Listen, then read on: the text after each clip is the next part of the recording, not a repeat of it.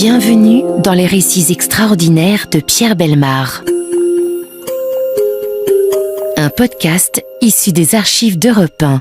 De toutes les raisons qu'ont les hommes de supprimer leurs semblables, une des plus difficiles à établir est certainement la haine.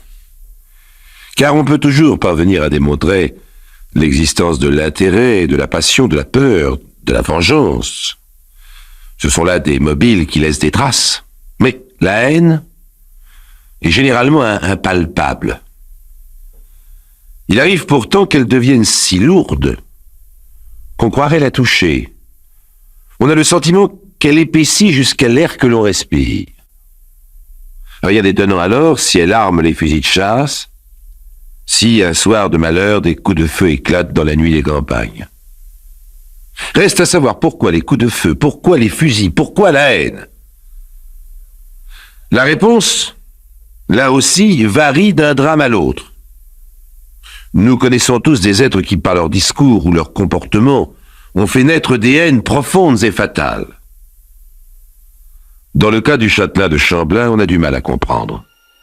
Rien dans son caractère ni dans sa conduite ne semblait devoir déterminer un tragique destin, et pourtant, un soir, des coups de feu ont bel et bien déchiré la nuit.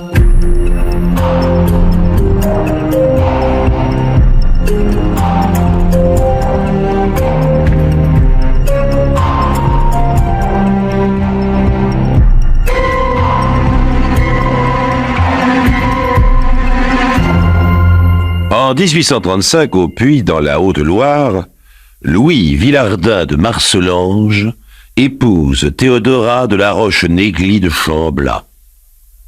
Le jeune marié, âgé de 28 ans, appartient à une famille honorable, mais pas très aristocratique, de Moulins. En revanche, la jeune épouse porte un des noms les plus glorieux d'Auvergne. S'agit-il vraiment d'une mésalliance? Peut-être, on ne sait pas grand-chose sur Théodora de Chamblat. La chronique rapporte seulement qu'elle n'est plus jeune, et je cite, « qu'elle n'a point reçu de la nature les grâces, même les plus vulgaires, de son sexe. » Plus jeune en 1835, pour qualifier une jeune mariée, cela ne signifie pas grand-chose. Elle peut fort bien avoir 25 ans, par exemple. Elle peut aussi bien sûr être un peu plus âgée que son mari. Quant aux grâces qu'elle n'a point reçues de la nature, que veut dire le chroniqueur anonyme en ajoutant même les plus vulgaires? Retenons simplement que Louis de Marcellange a probablement passé sur l'absence de charme de sa future épouse pour entrer dans une famille plus reluisante et plus fortunée que la sienne. Monsieur de Chamblat, le beau-père, a de la sympathie pour son gendre. Il est décidé à aider les jeunes ménages. Il lui loue le château et le beau domaine de Chamblat, situé à quelques kilomètres du Puy, pour une somme tout à fait modeste. Voilà Louis de Marcellange, devenu châtelain. Il prend son rôle très au sérieux et assure effectivement la direction du domaine. Il n'a pas de mal à se faire accepter par tous, il est courtois, actif. Il n'a pas l'attitude hautaine d'un jeune aristocrate élevé dans la morgue et l'oisiveté. Bien au contraire, avant son mariage, il a occupé pendant un temps un emploi aux contributions directes et en a retiré des notions assez précises de droit, de gestion et de comptabilité. Ainsi, tout le monde, son beau-père en tête, se félicite de sa présence à Chamblat. Enfin, quand je dis tout le monde, c'est pas tout à fait vrai. Un homme déteste Louis de Marcellange. Il s'appelle Jacques Besson. Ancien valet de ferme, habile, rusé, ambitieux, il a su gagner la confiance des propriétaires. Monsieur de Chamblat est un homme charmant, mais faible et peu actif. Il n'a pas beaucoup de goût pour les travaux agricoles. Petit à petit, il a confié la gestion de ses propriétés à Besson. Voici l'ancien valet de ferme, intendant du domaine. Il faudrait presque dire, étant donné son caractère dominateur, maître absolu du domaine. Absolu mais fragile. L'arrivée de Louis de Marcellange, au bras de la fille des propriétaires, remet tout en question. Décidé à s'occuper personnellement du domaine, Louis renvoie Besson à des occupations plus modestes. Il déclenche ainsi une haine qui ne se démentira plus jamais. Sur ces entrefaites, M. de Chamblat rend le dernier soupir après une brève mais cruelle maladie. Louis de Marcellange propose à sa belle-mère de venir vivre à Chamblat. Elle accepte. Mais il est clair qu'elle n'y restera pas. Madame de Chamblat, jusqu'à la mort de son mari, habitait Lyon, où elle fréquentait la société la plus huppée de la ville, vivait dans le luxe et les fêtes. L'installation à Chamblat d'une femme aussi mondaine est un véritable enterrement. Mais ce n'est pas tout. Madame de Chamblas n'a jamais aimé son gendre. Elle lui reproche la modestie de sa noblesse. Elle n'a que mépris pour un jeune homme qui a gratté du papier dans un bureau des contributions.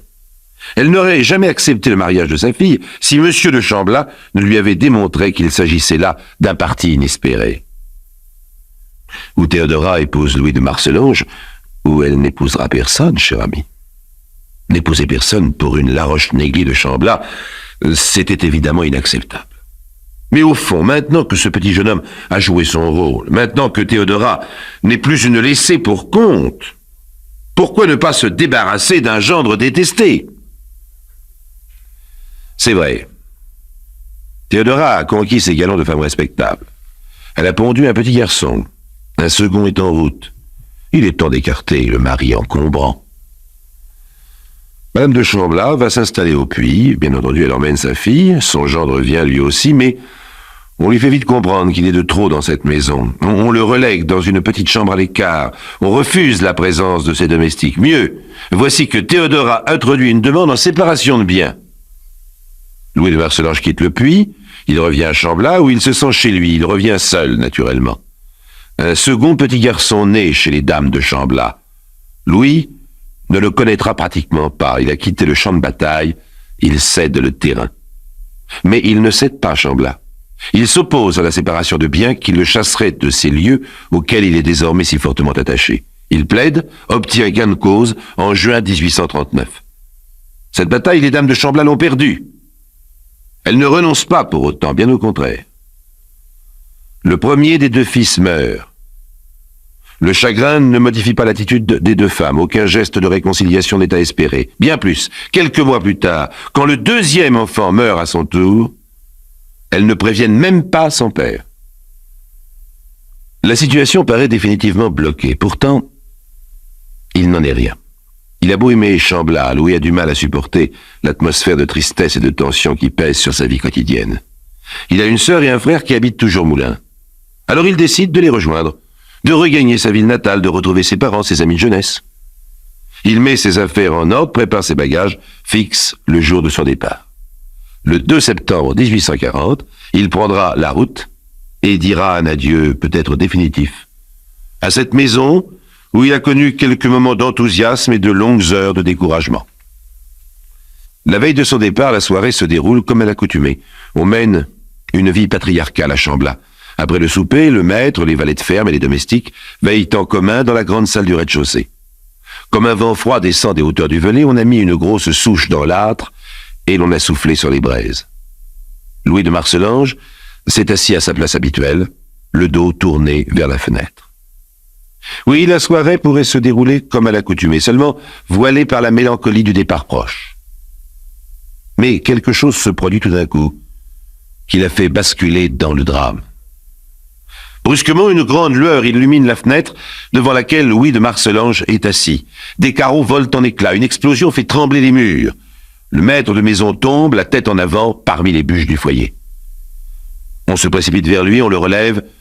Du sang coule de sa bouche. Il est déjà trop tard. Louis de Marcellange a été tué net d'un seul coup de fusil.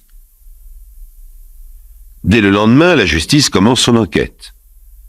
Une enquête qui durera longtemps, qui fera comparaître plus de 500 témoins, qui arrêtera successivement 6 suspects, qui aura beaucoup de mal à obtenir les informations les plus élémentaires. Dans cette région encore reculée, les gens sont méfiants, secrets, ils ne savent rien, ils n'ont rien vu, ils ne veulent rien dire. Un des rares points positifs marqués par l'enquête concerne l'étrange silence du chien de garde le soir du crime. Il conviendra sans doute de concentrer les recherches sur les familiers du domaine de Chamblas. Soudain, une piste nouvelle semble se faire jour.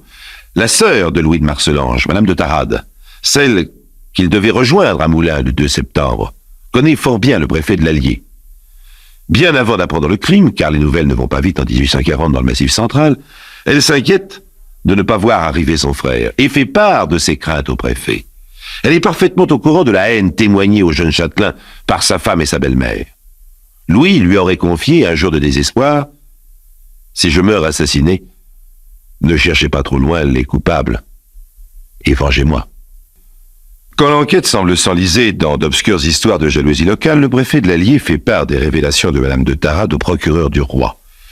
Il n'oublie pas d'attirer son attention sur le fait que la victime avait l'intention de quitter Chamblat le lendemain du crime et que l'on semble avoir profité pour l'assassiner de ses derniers moments de solitude campagnarde. Pendant ce temps, la gendarmerie recueille d'autres éléments. Par exemple, elle apprend que depuis plusieurs mois, un jeune berger de Chamblat, André Arzac, a prédit à différentes reprises le meurtre de Louis de Marcellange, que depuis le soir du crime, le même André Arzac, décidément trop bavard, déclare volontiers « Moi, je sais une chose énorme ». Ce qui ne l'empêche pas d'ajouter vertueusement, dès qu'on lui réclame des détails, « Non, non, quand on me couperait le cou, je dirais rien ». Mais il en a déjà trop dit.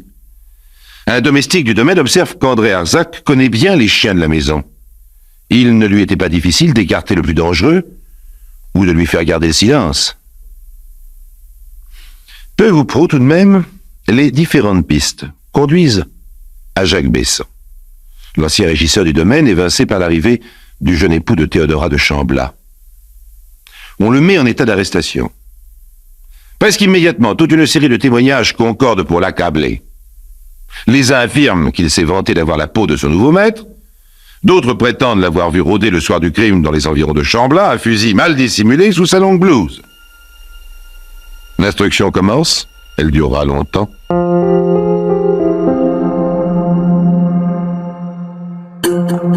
Les récits extraordinaires de Pierre Bellemare, un podcast Europe 1. À première vue, les choses paraissent simples. La plupart des témoignages s'accordent à voir en Besson, l'ancien régisseur du domaine de Chamblat, un personnage des plus suspects. Ce qui complique la tâche des magistrats, c'est que ce suspect a un alibi, et un alibi des plus solides.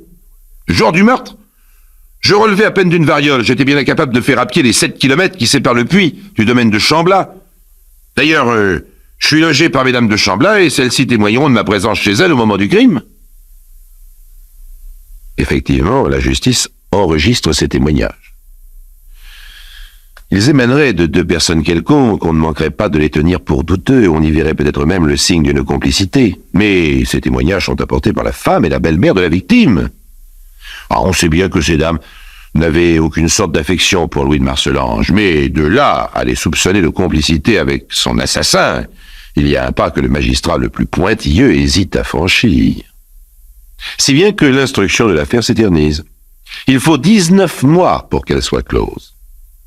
Enfin, le juge envoie Jacques Besson devant la cour d'assises du Puy. Le meurtre de Louis de Marcellange donne lieu à 4 procès successifs, rassurez-vous.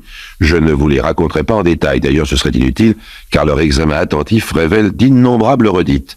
Le premier procès s'ouvre le 4 mars 1842, au Puy-en-Velay. Il faut en retenir seulement 3 éléments. Primo, André Arzac, l'ami de Jacques Besson et peut-être son complice, cité comme témoin, se montre à la fois d'une telle insolence et d'une telle mauvaise foi que la cour s'en émeut. Convaincu de mensonge, il est arrêté pour faux témoignage. De son côté, Besson récuse les juges du Puy en suspicion légitime. Vous savez sans doute ce que cela signifie. Un accusé a le droit de refuser d'être jugé par un tribunal et un jury de sa propre région dès l'instant qu'il estime que ces juges risquent d'être influencés par leurs proches ou même tout simplement par une opinion publique plus passionnée. On renvoie donc Besson devant une autre cour. Deuxième procès, celui d'André Arzac, le berger comparé devant la cour d'assises du Puy. Non seulement l'accusation de faux témoignage que l'on a portée contre lui est confirmée, mais encore sa complicité avec Besson dans le meurtre de Louis de Marcellange ne fait désormais plus aucun doute. Il est finalement condamné à 10 ans de réclusion criminelle. Ce deuxième procès a tout de même apporté un fait nouveau. On apprend que Théodora de Marcellange, la propre femme de la victime, a eu d'étranges attentions pour Arzac et Besson. Elle a hébergé l'un chez elle alors même que la justice le poursuivait. Elle a fait apporter à l'autre dans sa prison une literie confortable et des repas plus délicats que ceux de l'administration pénitentiaire. On commence à trouver curieux le comportement de ces 6 grandes dames qui n'avaient que mépris pour la petite noblesse de Louis de Marcellange et qui n'hésitent pas à entourer de soins son assassin présumé. Si bien que le 3e procès s'ouvre dans une atmosphère de fièvre le 22 août 1842. Jacques Besson comparaît devant la cour d'assises d'Orion, dans le Puy-de-Dôme. On refait avec lui son emploi du temps. L'accusé prétend s'être promené avec un ami dans l'après-midi du jour fatal. puis être rentré chez les dames de Chambla vers 4 ou 5 heures et n'être plus sorti. Cette affirmation est de nouveau contredite par un témoin, Louis Reynaud, qui déclare qu'il a rencontré Besson le même après-midi, dans les bois qui entouraient Chambla, et avec un fusil à la main. Quelqu'un tranchera-t-il entre ces deux affirmations contradictoires? Peut-être, car cette fois les dames de Chambla sont appelées à témoigner. Effectivement, elles appuient les dires de Besson, mais avec prudence. Il s'est couché à 8 heures ce soir-là. Mais l'avez-vous vu? Non, nous étions sortis chez l'une de nos connaissances, et nous ne sommes rentrés nous-mêmes que vers 9 heures. D'autre part, des voisins affirment qu'ils ont entendu quelqu'un rentrer précipitamment chez les dames de Chambla vers minuit. Bien entendu, celles-ci dormaient, elles ne se sont aperçues de rien. Mais on pourrait peut-être obtenir le témoignage d'une nouvelle personne, celle qui a dû ouvrir la porte, Marie Boudon, la femme de chambre. Bah oui, mais personne ne sait où se trouve Marie Boudon. Peu de temps auparavant, Madame de Chambla l'a emmenée avec elle, au zoo, à Aix, et vous voyez comme les choses sont bizarres, elle l'a laissée là-bas. Elle ne saurait dire pourquoi. La vieille dame de Chambla vient de perdre la partie. L'ambiguïté de son attitude retombe sur la tête de l'accusé. Le 27 août 1842, Jacques Besson est condamné à mort. Il se pourvoit en cassation et obtient d'être à nouveau jugé. Le 14 décembre 1842, le rideau se lève devant la cour d'assises de Lyon pour le 4e acte de cette sinistre affaire. Au banc de la défense se trouve un jeune avocat qui vient de faire brillamment parler de lui en défendant Madame Lafarge dans une affaire que je vous ai contée voici quelques semaines. La Chaux a convoqué 48 nouveaux témoins. 48 nouvelles personnes vont essayer de se souvenir d'événements qui se sont passés voici 27 mois. Parmi ces nouveaux témoins se trouve naturellement Marie Boudon, la femme de chambre, que l'on avait pu entendre précédemment. Et voici que la première audience s'ouvre sur un coup de théâtre. Les dames de Chambla et Marie Boudon ne se présenteront pas devant la cour.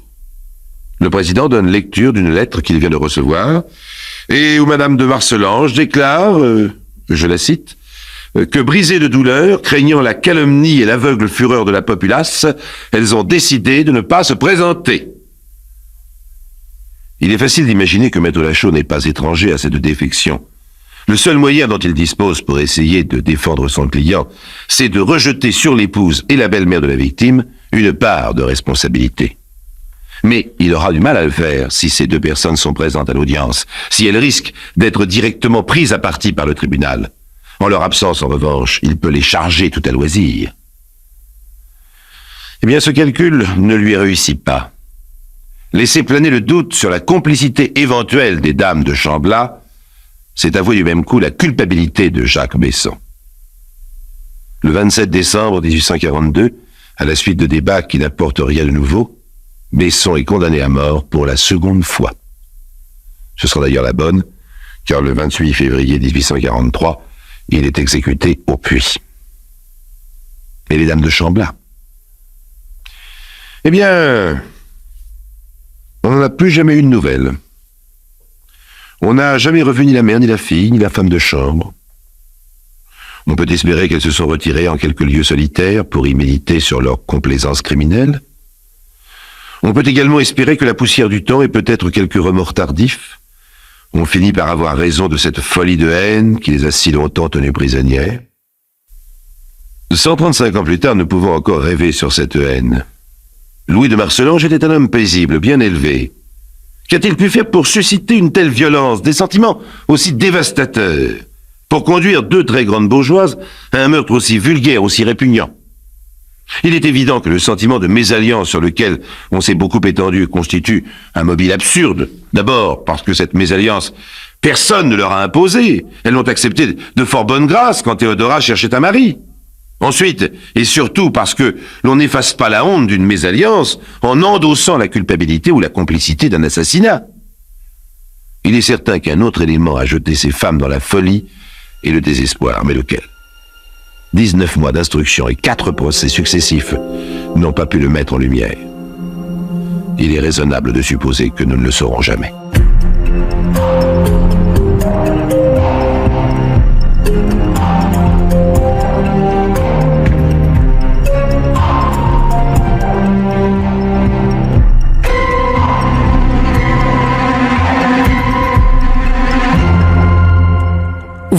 d'écouter Les récits extraordinaires de Pierre Bellemare, un podcast issu des archives d'Europe 1 et produit par Europe 1 Studio.